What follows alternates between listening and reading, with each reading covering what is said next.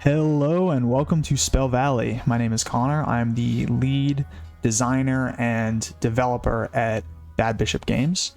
I spent the last few years working on Spell Valley. It's now available in beta on the iOS store and the Amazon App Store. If you have an Android phone, even if it's a Google phone like a Pixel or something like that, you can still download the Amazon App Store and play it that way.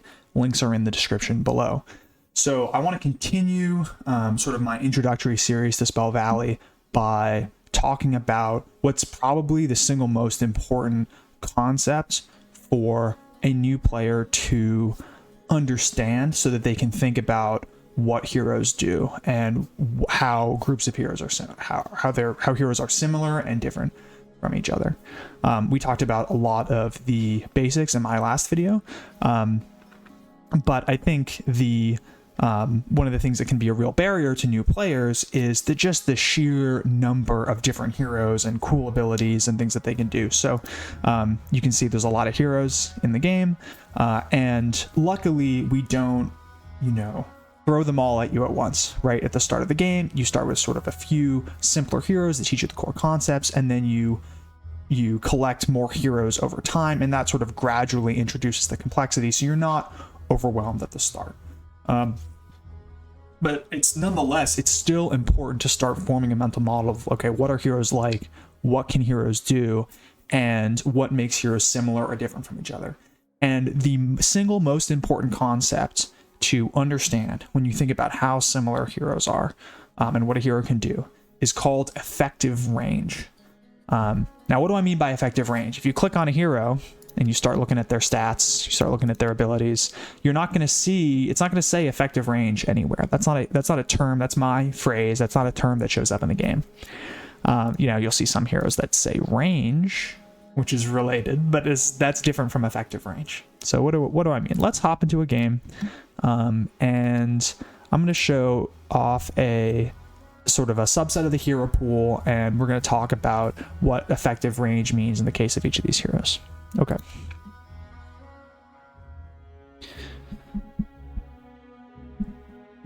So to begin with, we have the three simplest heroes that I would have showed off in the last video. And these, and we'll put some down on the other side. Okay. So what is effective range? Effective range is how threatening is a character. How close do they have to be to you in order to attack you? Okay, so for a hero like Giant, that's very simple. Giant can move or attack hexes that are adjacent to him every turn. So he has an effective range of 1. He can attack heroes that are right next to him that are 1 hex away, and that's it. The Knight can attack heroes that are next to him or move 2 hexes. Well, but he still has an effective range of 1 because he can still only attack heroes that are next to him, even if he can move further. It's only these heroes that are threatened. Now, the Archer, she can attack heroes that are 2 hexes away, but not right next to her. So we say she has an effective range of 2. If we wanted to be really explicit, we could say, but she doesn't have an effective range of 1 or something like that. But for all intents and purposes, the most important thing is the maximum distance at which a hero can damage one of your heroes. So the Archer has an effective range of 2. Now, a more involved example would be the Warrior. So the Warrior has charge, and that means he can attack after moving. He can move and then attack. So that means that you can see these hexes out here are highlighted red because he can move to them and then attack. And for most heroes, you can click on them and you can see, okay, this is for any hero, you can click on them, you can see this is what they can do. This is where they can move, this is where they can attack, and these are their abilities. Okay. The Warrior can move and then attack. So that means the Warrior, like the Archer, also has an effective range of 2. Now, if the Warrior had been an Archer, it would have damaged the Knight for free, right? And on the following turn, the Knight can attack back. So there's a big difference between having effective range because you can move and then attack, or having effective range because you just have a longer range itself. But the warrior and the knight and the archer, are both have effective range of 2. Now, you might be able to see where this is going. Here we have the bandit. The bandit is a knight and a warrior combined, right? The knight has speed, the warrior has charge, the bandit has speed and charge. So he can move 2 hexes and then attack, right? He can run in like this. And that means he can attack something that's 1, 2, 3 hexes away from him. So the bandit has an effective range of 3. Similarly, the ranger is like a combination of the warrior and the archer, right? The warrior has charge, the archer has range 2, the ranger has charge and range 2. So that means the ranger can step up 1 hex and attack something that's 2 hexes away, like that. So the ranger is also a hero with an effective range of 3. Now, that doesn't really help the ranger in this case because she's dead. She wasn't able to kill the archer, she moved within the archer's range, and now she's done. So it's really important to understand effective range because it dictates how heroes interact. Now, most heroes have an effective range of 1, 2, or 3, with 1 and 2 being the most common, like that's sort of most typical. But there are some exceptions to that. So, for example, here is the Sky Ranger, and the Sky Ranger is the only hero, at least for now, that has an effective range of 4. The Sky Ranger is like a ranger, but also can fly. So she has charge, range 2, and flying. What does flying mean? Flying means you fly over hexes. So she can't move to the hexes right next to her, but she can move to the hexes that are 2 away. And that means she can, jump like this, move here, and then attack the archer. Okay. And that makes the Sky Ranger really good. But because the Sky Ranger has such a long effective range, they also have incredibly weak stats. Look, the attack goes from 1 to 3, and the health goes from 1 to 3, right, as the hero levels up. So that's like nothing. Compare that to that giant he has 9 attack and 30 health at the max level, right? The giant with an effective range of 1 has 10 times the health of the Sky Ranger, who has an effective range of 4. So every point of effective range you really have to pay for. It's really expensive to have a hero with higher effective range. Now, that's good because if you have a higher effective range, you can attack first. Sometimes you can get free attacks in, depending on what the relationships are like between the heroes, and you can whittle down these bigger heroes over time. If the giant may have 30 health, but he's getting hit over and over and over again by all these little attacks without being able to get in a shot on his own, then maybe that 30 health dwindles away to nothing pretty quickly. And that's a serious kind of trade-off when you're thinking about, how much is a hero offering their effective range, and how much are they offering their stats? Now, this 1, 2, 3, 4 way of thinking about effective range, I think is really important. I think you should think about heroes in that way, but it's also an oversimplification, and that's because heroes have more complicated properties than just it's because heroes have spells, right? So take for example the mage. So this is the mage.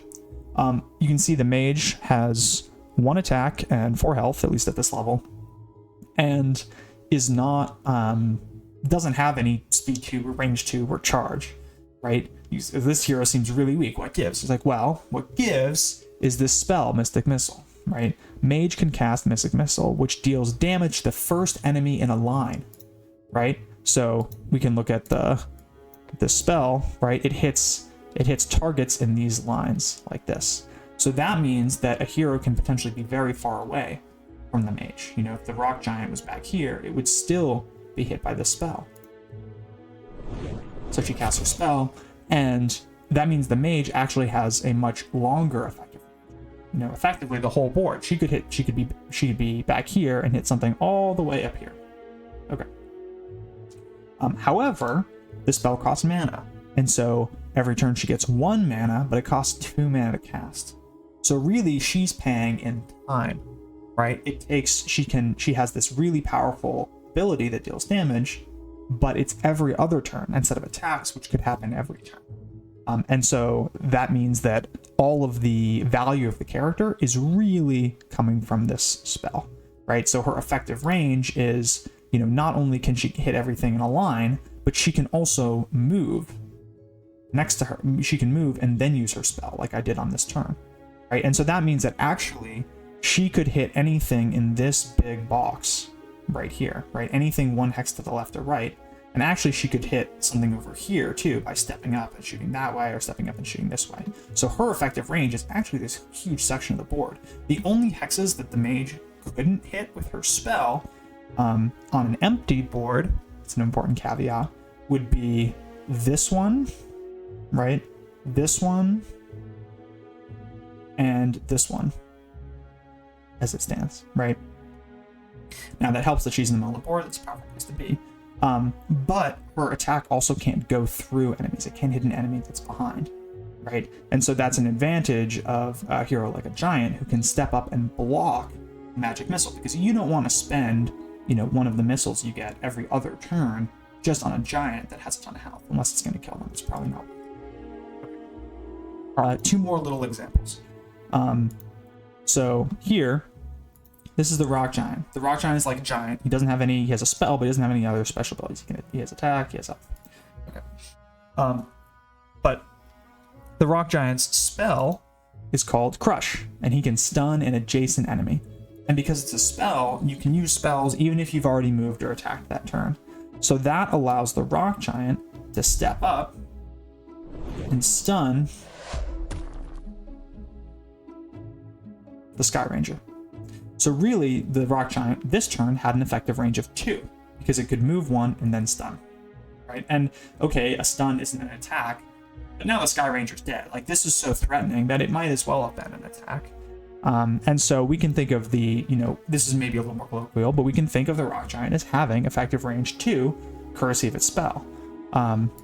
However, on the following turn, right, he's not going to have the spell anymore, and so his effective range is going to be 1. So every other turn, he has an effective range of 2, and on the off turns, he has an effective range of 1. Or while he has the spell ready, he has an effective range of 2, and otherwise he has an effective range of 1. Okay.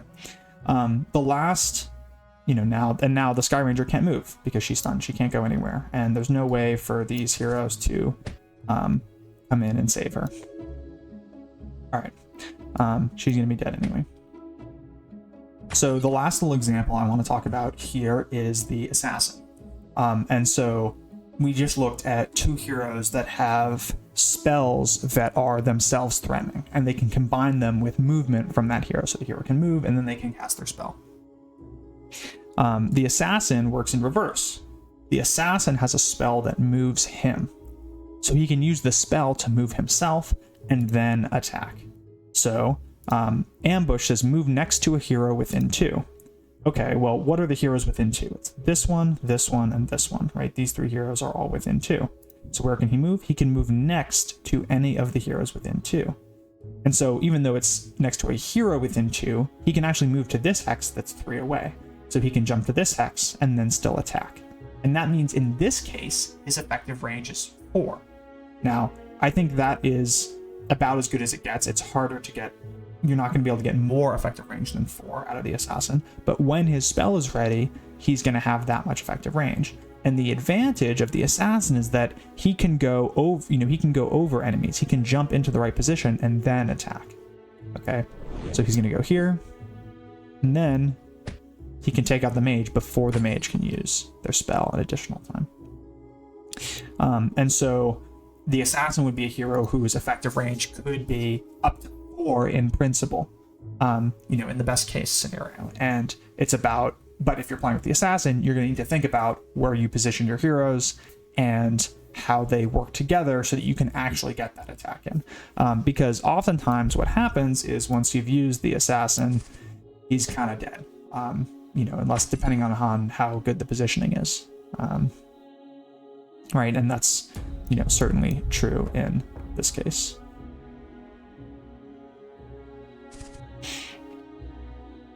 the bandit can try to run away here, but it's not going to work because he can't escape the rock giant's effective range of 2. You know, he can run like this. But, and in fact, actually, the effective range of 1 is enough. We can stun him for fun.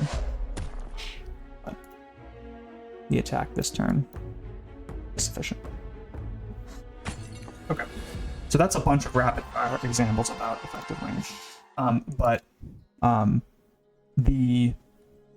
Those are 4 examples, and the way you really can appreciate effective range is in a game. So let's build a little deck, and we're gonna play some sort of just like, you know, sample little games, so you can see these heroes in action. What do I want this deck to be? Yeah, so this is a good example of a deck that's all about effective range. It's got effective range 3 here. The assassin, who can be up to effective range 4. We have a warrior who's effective range 2 with this charge. And the knight, who's effective range 1, but speed heroes are really good with other charge heroes because it can help. They can attack. They can the charge hero can attack, and then the speed hero can reposition them to bring them to safety or help them attack from a better position. This is a general. I'll talk more about this in a future video. But speed is really powerful, and it's especially powerful with heroes that can charge. So, and the last, thing I should think about is I'm going to do this, this sort of positioning of my heroes, because heroes in Spell Valley, I'll remind you, have levels. So, the knight, the ranger might only have 2 attack and 1 health at level 1, but she has 5 attack and 3 health at level 5. You get 1 hero of each level in Spell Valley, so you have to think about, okay, once your heroes are high enough level, where do I want to position them? Which hero do I want to have be my level 5? Which do I want to have be my level 3, etc. Okay, so let's hop into a game with this deck.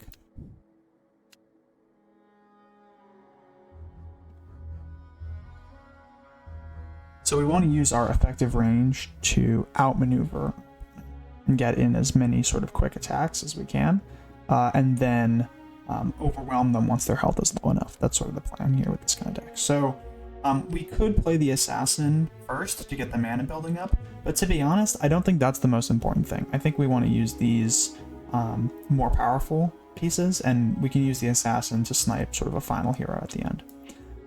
So let's get our strong heroes out on the board here.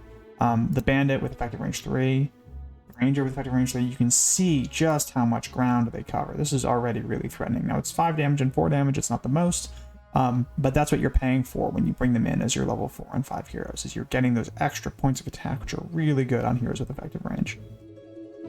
Okay, and here's the warrior. Now we only get to play 3 heroes on our opening turn. Okay, they also have a ranger, and so this is sort of you can see the value of effective range on the opponent's side. It's like they don't, if we walk our ranger up like this, we're gonna be in trouble.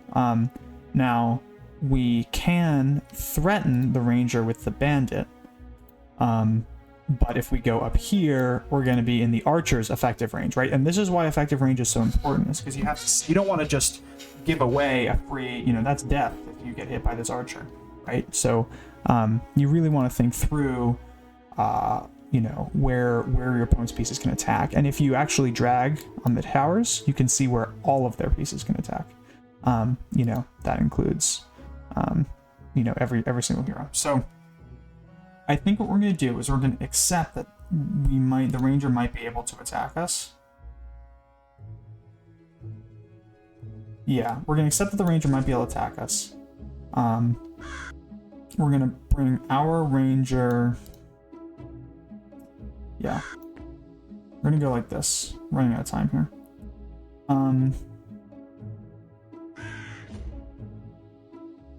So I think stepping up like this is okay,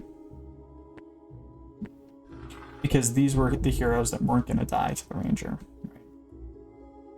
Okay, yeah, and so this is why we do this. So first off, the healer didn't feel like it had anywhere to go, so it just walked up. Now it's going to die. We're going to hit it like that. And that clears the way for our bandit to come through. And that's also, that's going to attack the archer. We're going to kill the archer.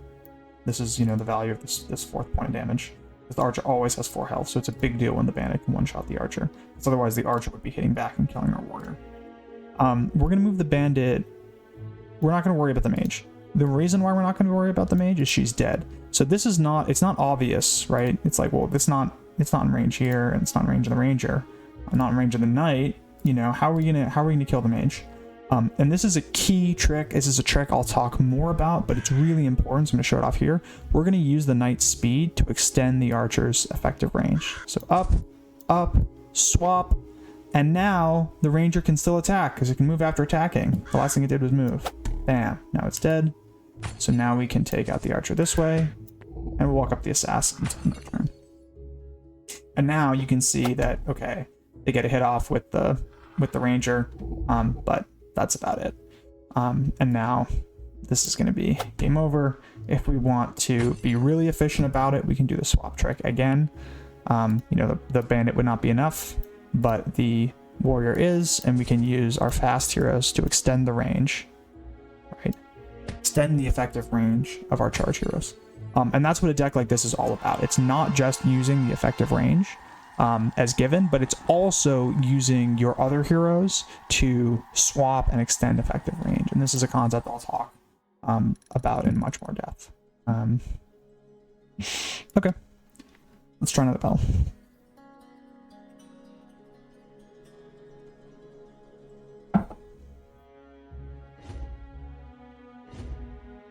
You can see, especially when I'm against an AI opponent like this, it's not, you know, it's not super challenging, especially because I'm, you know, very familiar with the game, obviously.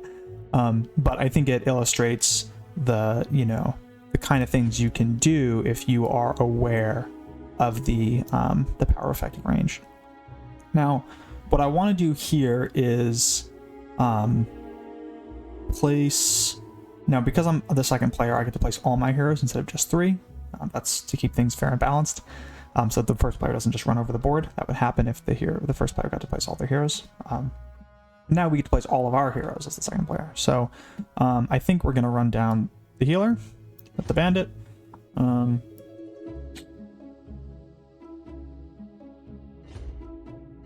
we'll do something like this. That's okay. Now, the wizard is another hero whose effective range we have to be careful of. So the wizard can, instead of moving or attacking, they deal damage to all heroes or towers in a line. So it's like the mage. She's like the mage, or he's like the mage, but he can't move before using it. But his spell can hit everything in this line. We don't want to take the hit, so we have to get out of the way here. The bandit can walk up. The ranger can walk up. The bandit can also walk up to the healer here. We're going to make sure we are out of the way of this wizard. Now, luckily, we didn't have to worry about the bandit killing our ranger, but that's because the bandit was, you know, is too low level, basically, to do that. Yeah, and so now, you know, you see the wizard was going to be kind of damned if he did, damned if he didn't. You know, sort of threatened there no matter what. So he just walks up, and it's actually going to be easier to kill because of that. So the only hero that can kill him is the ranger. The warrior is not going to be able to get in the way. There's no way to swap the warrior into a better position. But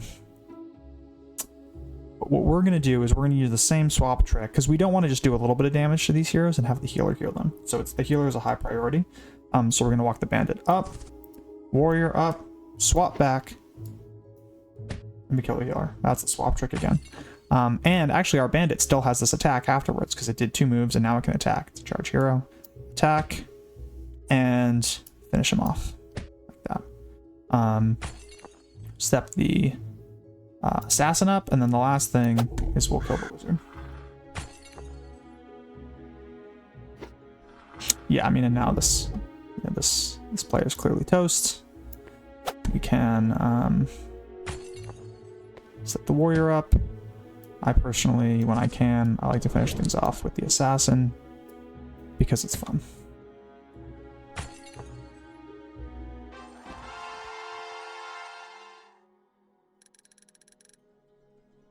Nice. All right.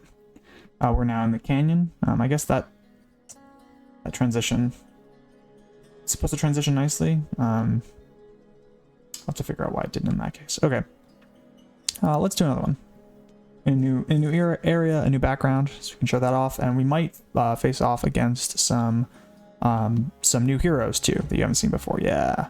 Okay, so we talked about the rock giant, the knight, the Yeti is another. I guess he was in the last battle. The way the Yeti works is he can throw adjacent heroes, so that actually lets you extend a hero's effective range because you can throw one of your allies and then let them move and attack. Or you can throw an enemy into trouble or something like that. So we're going to want to kill this guy before he gets that 4th mana, allowing him to throw.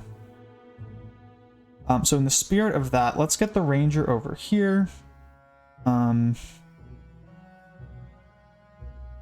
Yeah, the rock giant's also going to be a problem because it's a lot of health, and it is effective range too because of that crush ability like we talked about at the start of the video. So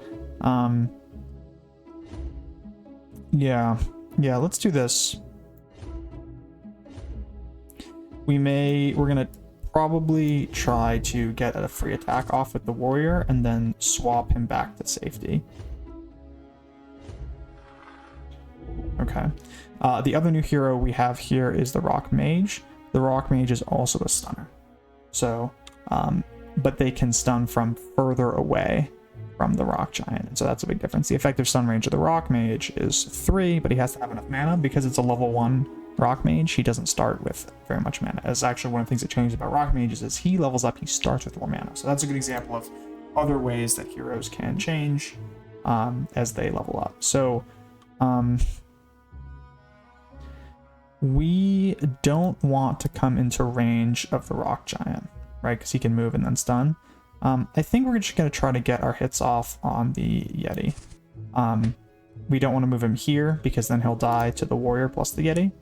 And at least here we can still threaten to kill the rock mage because we want to kill the rock mage before he has enough mana. And I think what we're actually going to do is we're going to move the knight up like this and let the rock giant hit him, and hopefully the rock giant will stun him too.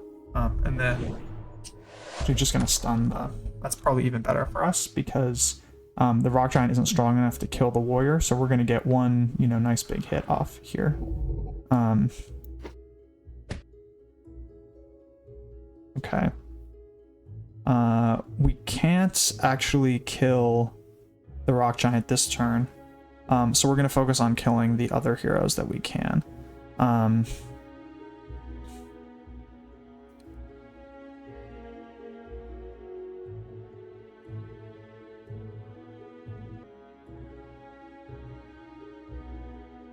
Okay, yeah, we want to do this. So I want to leave the archer and the ranger and the bandit here and here, because that's the most sort of aggressive position. And the only way to do that is actually with this one swap maneuver. So we want to move the ranger up like this. And then we're gonna have the bandit move, swap with the ranger, and then attack. And we can leave our last attack for the rock giant.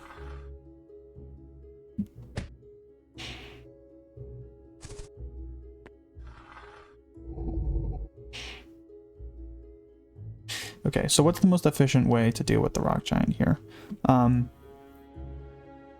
I guess the only thing the knight can attack...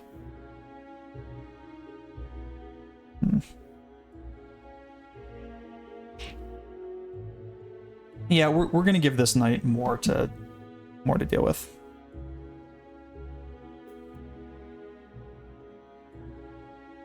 Yeah, okay. Ranger's gonna attack the warrior. Assassin is gonna jump in, finish him off. That's we can certainly do that, and then we can look at sort of more damage efficient ways to deal with these guys. Yeah, because if I attack with the knight and then the warrior here, that will kill the rock giant, but I'll waste 2 damage because it's 9 damage to 7 health, and then I'll do 4 to the knight. But if I use the 3 attack from the knight and the 4 attack from the bandit, that's 7, and I'll do 2 more damage when I attack the knight. Okay. Go like this. Again, another swap trick. And I don't actually care that the warrior is in range now. He might die. That's okay. And it's because obviously our damage is overwhelming from the other heroes. And fun to finish off with the assassin.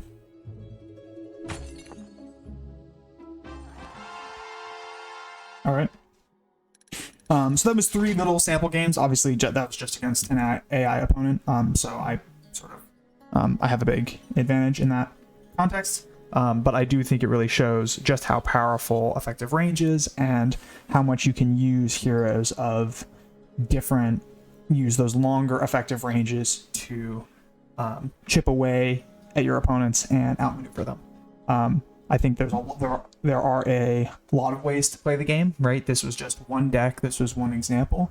And that sort of effective range oriented strategy won't be the most fun or the best approach for everyone. So in future videos, I'll be talking about other strategies that are less focused on effective range and more focused on other hero properties. So if you enjoyed this video, please like, subscribe, do all the things that every YouTuber tells you to do. I really appreciate it. Download the game. That's actually even more important. Join the Discord if you want. You can talk to me directly there or drop a comment or something like that. But I really appreciate your time and attention, and I hope you have a great rest of your day.